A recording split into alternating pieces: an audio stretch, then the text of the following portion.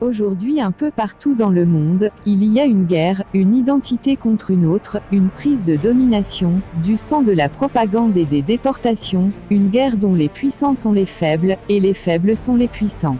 Difficile de comprendre ces enjeux, ces ampleurs, et même ces stratégies, laissez-moi vous la raconter.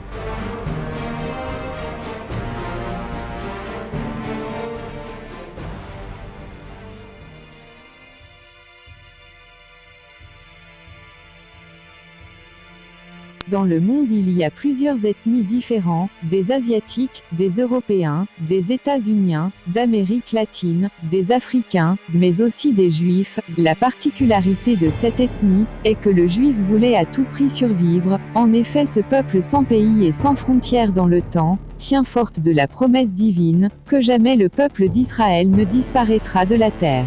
Pour cela, il était urgent de s'attaquer à l'unique menace de tous les temps, l'assimilation.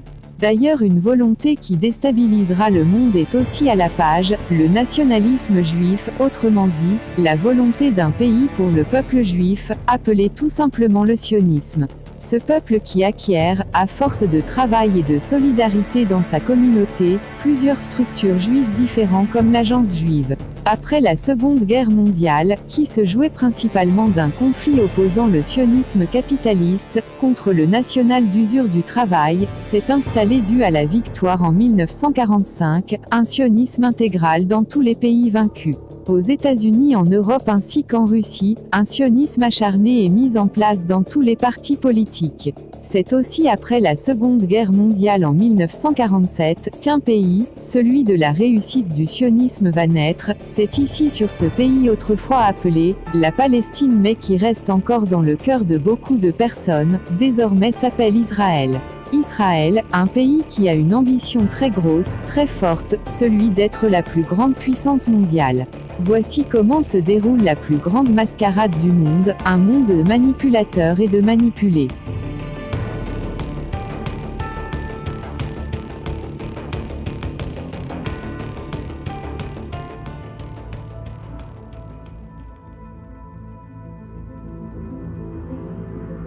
Pendant des siècles, les Juifs ont été des personnes de deuxième zone, dans des pays où ils étaient tolérés, mais qui ne leur appartenaient pas. L'argent, la solidarité, et des structures qui appuieraient la communauté, étaient les seuls critères qui maintiendraient leur sécurité. L'insécurité était le fait d'être en minorité, moins d'1% de la population et la raison du manque d'effectifs pour être un peuple de vainqueurs, mais surtout il y a une ambition, un pays. Pendant que nos pays ont un système de hiérarchie organisé, comme l'État, des ministres, des mairies, des policiers ainsi que l'armée, le peuple n'a que le vote pour se lier à son pays. Les Juifs, eux, ont un système de hiérarchie beaucoup plus solidaire et investi, et c'est cela qui va faire sa puissance. Aussi ingénieux qu'il soit, une structure va être mise en place. Né en Angleterre dans les premières années du XVIIIe siècle, et très peu connu, et pour cause, la discrétion et le secret foudroient cette sorte de secte. La franc-maçonnerie, officiellement d'origine protestante mais concrètement d'origine et d'action juif. Mise en parallèle de la société, elle tente de recruter des personnes, qui sans être de confession juive, les maintient dans un objectif bien précis. Une société qui ne voit ni race ni religion serait le seul moyen pour que le juif ait sa place. 1789 était l'accomplissement de la première étape. Le Christ et le roi ne doivent plus diriger la France. Sera succédé par une émancipation des juifs et en 1905 un État laïque. À partir de là, tout en crescendo, des juifs vont réussir à accomplir un travail qui changera la face du monde à jamais.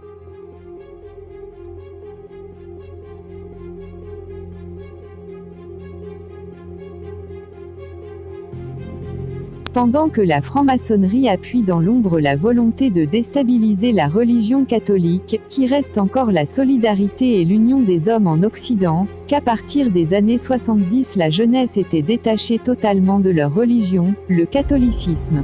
À partir de ce moment-là, est apparu des hommes politiques, des essayistes, des comédiens, et tout un ensemble du monde médiatique de confession juive, qui tentait d'apporter une apparence de soutien dans le monde africain. Des stars chantent pour l'Afrique, mais surtout le plan qui a été mis en place, par les personnes au-dessus, l'immigration vers l'Europe serait un accueil charitable pour des personnes du Maghreb et du Centrafrique. Alors que les médias travaillaient, dans ces années-là, sur le rêve américain, des musiques, des films ou des séries, le style vestimentaire, l'Amérique devait être l'idole des Européens qui auraient définitivement perdu leur sens nationaliste et l'amour de leur pays. C'est là au milieu des années 70 qu'un groupe de Juifs a mis en place une opération de remplacement de population. Pendant ce temps au Moyen-Orient, l'ONU qui avait divisé la Palestine, une partie arabe et une partie juive, ces années ont été accrues d'un grignotage de terre, l'agrandissement des territoires pour les Juifs, ce qui a coûté une guerre au Moyen-Orient, une première depuis très longtemps, la guerre de 6 jours. En effet, le monde arabe n'est qu'inquiet de l'avenir de la Palestine et qui voit des Palestiniens chasser des réfugiés sans pays et sans maison. Elle aurait éclaté à la suite du blocus du détroit de Tiran aux navires israéliens par l'Égypte le 23 mai 1967. La guerre des 6 jours s'est déroulée du lundi 5 au samedi 10 juin 1967 et opposa Israël à l'Égypte, la Jordanie et la Syrie. C'est par la suite qu'Israël agrandira son territoire, et des réfugiés palestiniens iront vivre au Liban, en Jordanie et en Syrie. Mais surtout avant la guerre de 6 jours décrétée par l'ONU en 1948, 750 000 à 800 000 Palestiniens prennent la route de l'exil. Des camps de réfugiés sont construits en urgence en Cisjordanie, dans la bande de Gaza. Une agence de l'ONU chargée de l'assistance aux réfugiés est créée, l'UNRWA.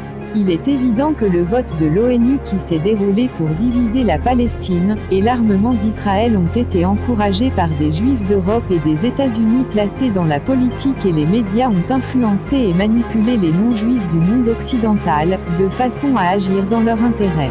Mais voilà comment cette influence se déroule.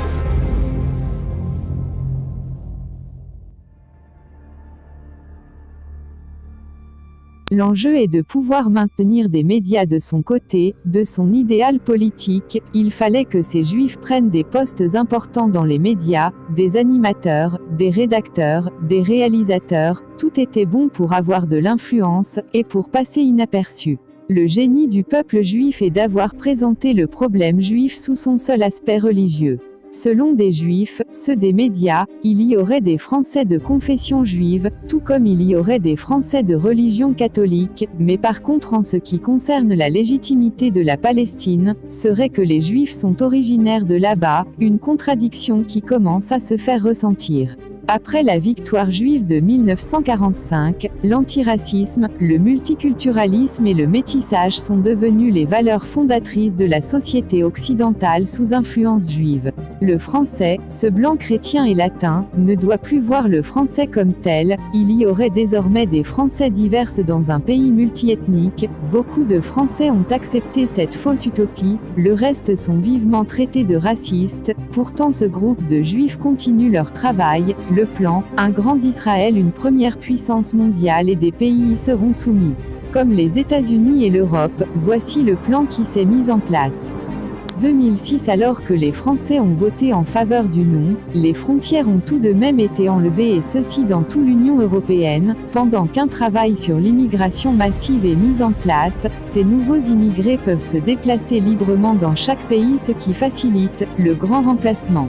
Des sionistes qui veulent une Europe composée de métis. En effet, les autochtones sont vivement conseillés à se métisser, les médias en jouent un rôle principal. Et si les lois seraient décidées par Israël? Simple démonstration, l'influence d'Israël et des Juifs aux États-Unis est très loin d'être un fantasme. L'influence de l'AIPAC est une preuve indéniable, mais aussi qu'Israël disposerait de centaines de milliers de Sayanim, des hommes de confession juive souvent liés au Bina Ivrit, des francs-maçons uniquement composés de Juifs, qui seraient des hommes politiques du monde médiatique et d'autres branches de responsabilité en France et dans les pays occidentaux, qui en réalité travaillerait pour les intérêts israéliens. Pour faciliter l'agrandissement d'une politique commune, le TAFTA et le TISA soumet l'Europe aux lois des États-Unis, lui-même influencé par Israël. Le réseau franc-maçon influencerait la musique, l'art, les films, qui influencent la vision du multiculturalisme et de l'antinationalisme. Un réseau est mis en place. La destruction des nations libres, dirigée par les autochtones, est désormais terminée. Pour appuyer la démonstration d'Israël, qui influencerait le monde, voici une nouvelle information. En août 2017, les autorités libyennes ont arrêté un dirigeant de l'ISIS, alias Daesh, alias État islamique, qui a avoué être un officier israélien du Mossad. Selon les responsables, cet espion du Mossad, Benjamin Ephraim, se donnait comme nom Abou Hafs chez les terroristes, et selon le parti antisioniste, il est passé de simple imam jusqu'à former un petit groupe de Daesh indépendants. Évidemment, ces groupes de terroristes n'auront jamais l'intention de s'opposer à Israël, en revanche il sert à déstabiliser les pays autour, de façon à détruire totalement la religion musulmane au Moyen-Orient. En parallèle, Jens Stoltenberg, secrétaire général de l'OTAN, a indiqué que l'Alliance Atlantique allait très prochainement déployer en Syrie des avions de détection et de commandement aéroportés à Wax pour, selon lui, soutenir la coalition des pays membres de l'OTAN luttant contre Daesh. En clair, par tous les moyens, des Juifs reliés à Israël ont créé des structures et des liens complexes, cachés derrière ce nouvel ordre mondial qui est en train de se mettre en place. L'unification des nations se relie en réalité par des menottes au futur Grand d'Israël.